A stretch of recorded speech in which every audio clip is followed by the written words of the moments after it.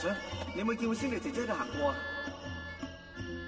食直樹你阿爹以前做官嘅俸祿已經食得一乾二淨啦，你再考拉我去田邊，一晚唔嚟啫，個心咪囉囉亂。你有冇搞錯啊？神叔就話要摸佢唔走，我就叫人嚟拉你噶。唔會嘅。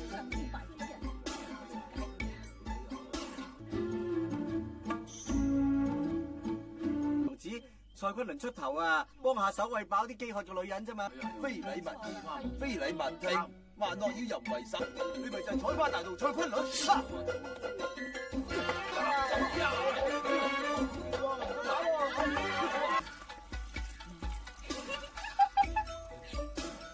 呢個角度睇唔識做。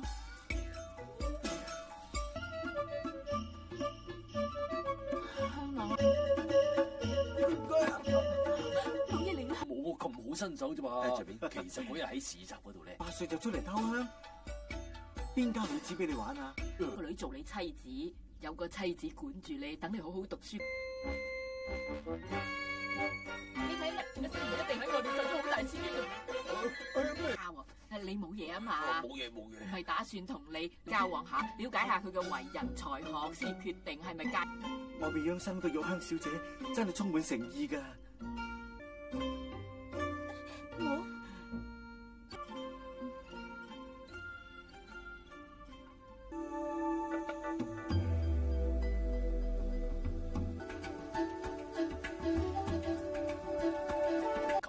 冇理由對呢啲嘢冇興趣㗎。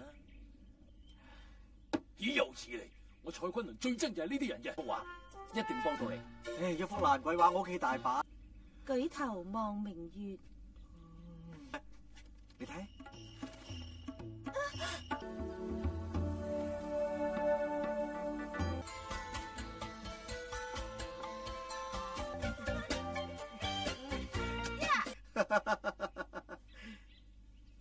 喂，生弟，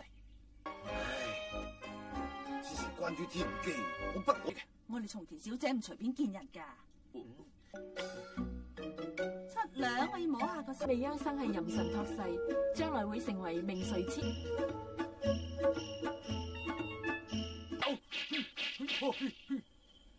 算啦，大哥。